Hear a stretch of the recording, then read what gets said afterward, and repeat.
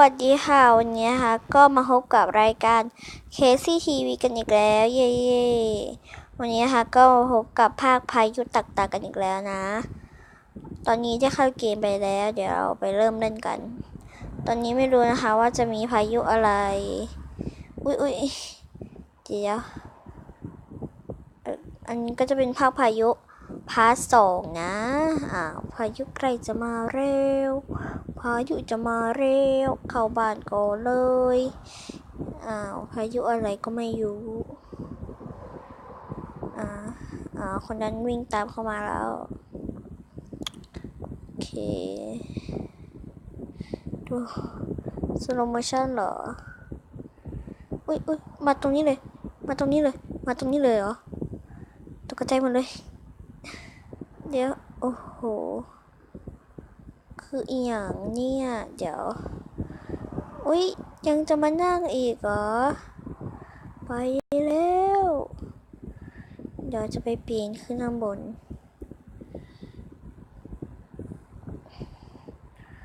พายุอะไรบ้านพังดูสิเดี๋ยวจะปีนขึ้นไปด้านบนดูสิจะมีอะไรอุ้ยโอ้เฮ้ยตายเหรอตายแล้วเหรออ๋อ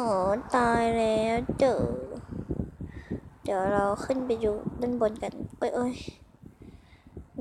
กระโดดขึ้นเลยครับโอเคผ่านนี้ก็สัก10 นาทีเหมือนเดิมนะไม่มีเรา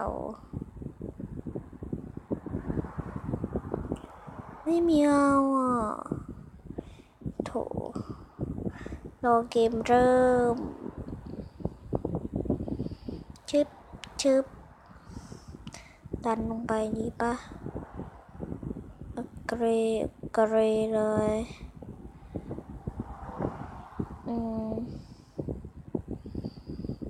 ออกมาแล้วเข้าไปก็เลยโอ้โหคนวิ่งถึงทันขึ้นไปก่อนเลยชั้นบนอุ้ยร้อนเดี๋ยวค้างอะไรฟ้าคนเบียด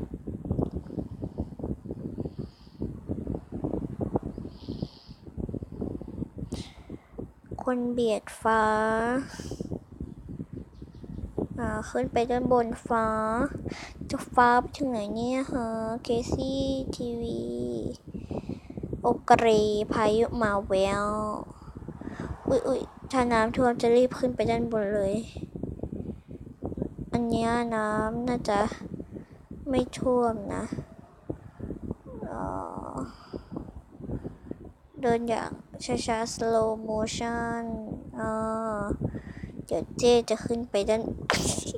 ดูตรงนั้นสิขึ้นไปเร็ว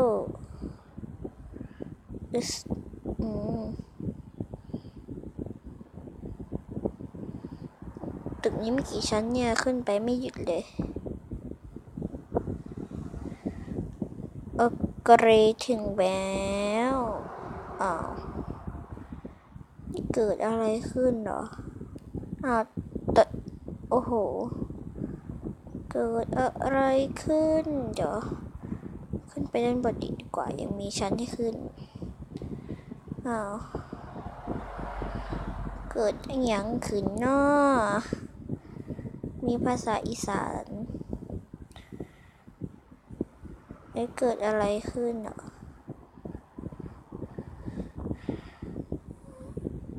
คนนั้นยังอยู่รอดเหรออุ้ยตายเหยียบหัวมันเลยเหยียบหัวมันรอดค่ะของเรา8341นะก็แบบประมาณนั้นเลยเดี๋ยวจะขึ้นไปด้านบน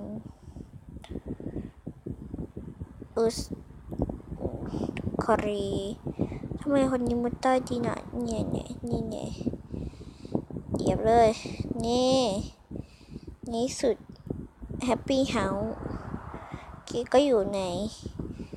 แฮปปี้เฮาส์ก็คือบ้านเหรอแฮปปี้เฮาส์มีเครื่องเล่นให้เล่นด้วยแต่เราจะเอาตัวรอดก่อนค่ะโอ้ยโอ้ยโอ้ยโอ้ยโอ้ยคุณพวกเธอช่วยดิฉันด้วยดิฉันขึ้นไปด้วยค่ะอุ๊ยเอาดิฉันเสียวสยองมากค่ะจะขึ้นไปดิฉันไม่อยากตกอยู่ในสภาพแวดล้อมอย่างนี้ค่ะโอ้โหเครื่องเล่น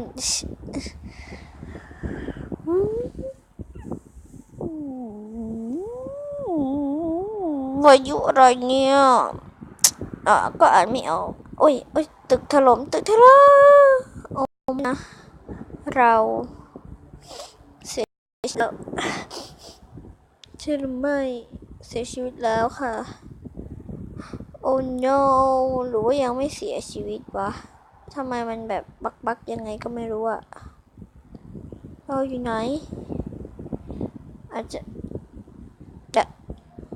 ออกไม่ได้อ๋อเรายังไม่ตายเย้นี่ไงยังไม่ตายใช่หรือไม่รู้ค่ะ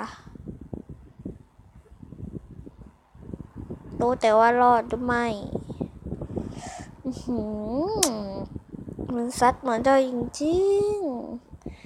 ไปเล่นกับคนนั้นดีกว่าเราว่าเราไปเล่นสไลเดอร์ปิ้วอ้าวไม่รู้ว่าโอ้โหบ้านโอ้ไอ้นั่นมาอยู่บนหลังคาได้ยังไงอะเฟี้ยวจริงกระดิ่งแมวเราจะมาเล่นอันนี้อ้าวกระโดดเย่เรารอดนะคะรอดค่ะรอด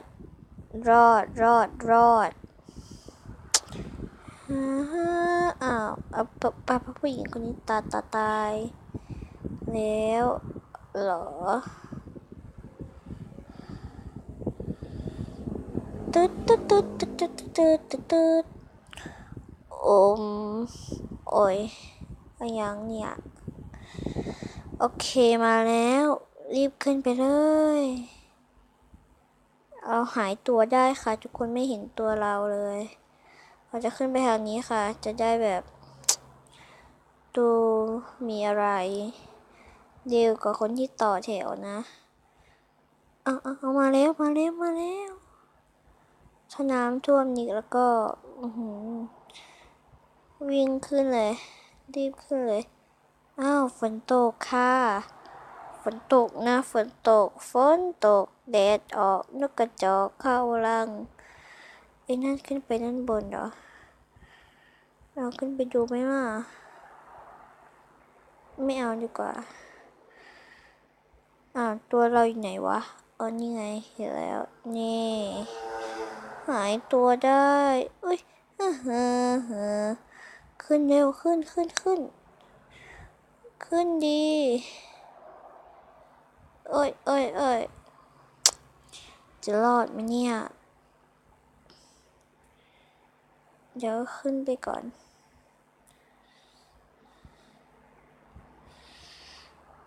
โอเคขึ้นมาได้แล้วเย้ตอนนี้ขึ้นมาได้แล้วนะคะเดี๋ยวสัก10 นาทีก็จะเลิกแล้ว10 นาทีเลิกนะ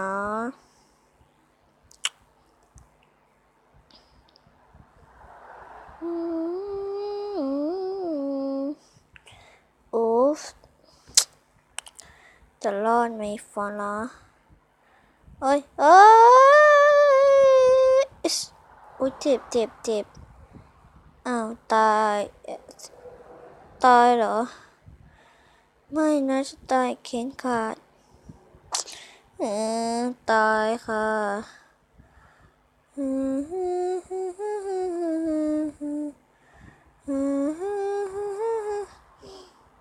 เราไม่ผ่านนะโอเคเดี๋ยวจะบอกลาทุกท่านแล้วก็เล่นไปประมาณนี้เนาะ